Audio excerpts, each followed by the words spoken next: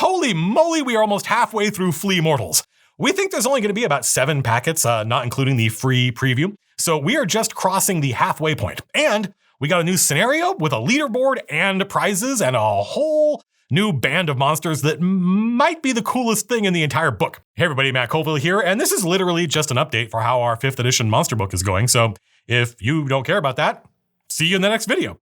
No hard feelings, but this is my channel and we talk about whatever I happen to be interested in. And as I deeply love working on this book, that means every once in a while we get a Flea Mortals video, and that is this. And I mean that. I genuinely love working on this book. I love the process. Working on this book is literally fun, and everybody seems to love it. We got tons of people using these monsters in their game and reporting back on how much fun they are, so that's a good place to be. We make stuff we love, and as long as you love it, we get to keep doing it. I think this packet brings us to about 150 stat blocks. That is a lot. Mind you, that includes retainers and companions, aka pets, but those count. Part of the fun of the book is it's ours. There's no one above us hassling us about word count or page count. If we think it'd be really cool if there were a pet version of this monster, then there is. So what's in this packet? We got the MCDM gnolls, who started off as abyssal hyenas, who drank the blood of the dying demon Asselrak the Warper. And the power of that demon blood uplifted them into humanoid abyssal hyenas, aka gnolls. And they are about as badass as they sound. First of all, since they evolved from abyssal hyenas, we included abyssal hyenas because that's how we operate. Gnolls all get Death Frenzy, which lets them move and bite when they see an ally drop to 0 hit points, which can be very exciting in the middle of battle. You get 6 different kinds of gnolls, plus the abyssal hyena, a gnoll retainer, just in case one of your players manages to recruit a gnoll somehow, and an abyssal hyena pet, of course, because why not? And the gnoll warbeast, the Tusker Demon. I mean, maybe there's a better name for this, but sometimes you just gotta call it what it is. This is what bands are about. They're an entire faction with different roles, minions, pets, and a dope warbeast. You could easily run an entire adventure just using these gnolls. We got another band, the MCDM Frog Dudes, aka the Anguilotl. Not an Anguilittle, that's an entirely different species. These tree frog people have their own pet, the clawfish, which is like a moray eel with like 8 legs. And all these frog dudes are toxiferous, which means you should not lick them or even really touch them or attack them in melee because their skin exudes a toxin that poisons you. It's only 2 damage. These things aren't that nasty. They've got blow darts and tongue grabs and just everything you'd want in a tree frog person. And of course, you could have a clawfish pet or recruit an Anguilotl buddy. Got stat blocks for all this stuff. We got our first batch of undead, the spectral undead, shades, shadows, specters, and wraiths. And grouping them like this into spectral undead and then later on corporeal undead makes them sort of like bands. But of course, you can mix and match undead in whatever way makes sense to you. And we have our first action-oriented monster for this packet, Kiona, the Dread Lord, who is a unique named Wraith Lady, and she is incredibly badass on her own, but even more badass if she has some undead buddies around. Cannot wait to see the art for this, and hopefully a miniature at some point.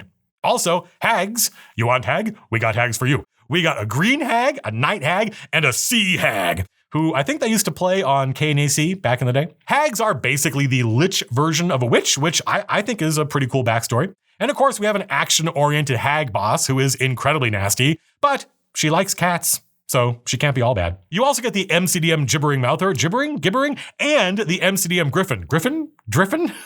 Both of these are very cool, and I predict you will like them. Now, I want to save the best for last, but it is legitimately difficult to do that, and that is no exaggeration. So here's what I think you folks will like best. You have already heard about this character if you watched the Chain of Acheron, and since we needed one of these in the book, makes sense to use him. His family motto is, I do the devil's work. This is the MCDM Vampire Lord, and we got some actual finished art to show you. This is Count Rodar von Glauer.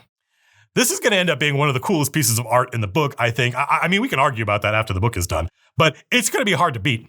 Grace really killed it with this. My only contribution was I said, make him hotter. And of the roughs that she did, one of them seemed really kind of Elric-y to me. And Grace was like, oh, you like that one? Okay, we can make him more Elric-y. And she did. So yeah, I am really happy with that. And while I am legitimately looking forward to using all the stuff in this book eventually, I am really looking forward to using von Glauer. Finally, apart from the scenario, stay tuned, finally, we have my vote for the coolest thing in this packet, and maybe the reason I wanted to do a video for this packet after I decided, hey, not every packet needs a video. MCDM have our own interdimensional pirates, but we didn't know a lot about them until we started working on this book. And we had to basically invent something new while still being inspired by the past. And Jason really, really knocked it out of the park with the visual design on these guys. Ladies and gentlemen, guys and gals and non-binary pals, these are the Time Raiders. Yeah, look at that. They are not literally Time Raiders. They're more like World Raiders. But since the Timescape is a science fantasy mashup of which Orden is only one world, they seem like Time Raiders with their pillaged laser blasters. They're not literally lasers. They shoot psionic energy, which in our world is prismatic. But yeah, they're basically laser pistols. And those aren't like synthwave sunglasses. They literally don't have eyes. Instead, they have these crystalline faceted ocular organs that help protect their eyes on that sea where the winds of limbo roar. They all have psychic scars that make it impossible to read their thoughts or sense their emotions because, all the scars are on the inside. They are, after all, the veterans of 1,000 psychic wars. Basically, they're the coolest things in this book until the next packet. I mean, sooner or later, you're going to meet Gazmak, and that's going to be something. So that's packet 4, folks. The process is working. We believed that if we worked with the best designers, we'd be able to create really cool monsters for your game with some degree of regularity, and that when a bunch of monsters were done, we would just give them to you, meaning the folks who backed on Kickstarter. But that could also include actually literally you. If any of this stuff sounds good and you want to check it out, you can pre-order Flea Mortals, and you'll get all the old packets plus each new packet as it comes out. And you'll also get to play this packet's scenario, The Furious Road. This is, as you might have guessed from the title, a Mad Max-inspired scenario where your PCs race across a wasteland on an arcane war machine to deliver supplies to desperate desert dwellers. But there are gnoll raiders planning to steal the supplies, and they don't take prisoners. Players earn points by killing gnolls and taking risks like jumping from one vehicle to another in this high-action, over-the-top scenario. If you stream your group's attempt at all 7 rounds of high-speed mayhem and survive, you can come by our Discord and link us to your attempt, and we will put you on the leaderboard. And the top 5 groups will get some prize from the warehouse, which probably means some cool minis. I love this shit. I love these scenarios. They give burned out groups something fun you can play tonight with literally no prep. We provide all the maps and the monsters and even pre-generated characters. We sort of have to do that. You have to use pre-gens if you want to get on the leaderboard because otherwise, obviously, people could make characters deliberately to cheese the whole thing.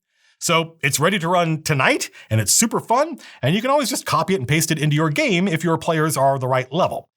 It's just super fun for us to take these rules and create these little scenarios that aren't a whole adventure, but they're way more fun than just a normal encounter. That's it, folks. Short video. You can pre-order Flea Mortals, link below. And if you do, you can come by our Discord and tell us what you think. We got a whole channel just for the monster book and another channel for folks that want to coordinate a group for the Mad Max scenario. Next video, we're going to talk about why combat is or can be boring and what, if anything, can be done about it. Until then, peace out.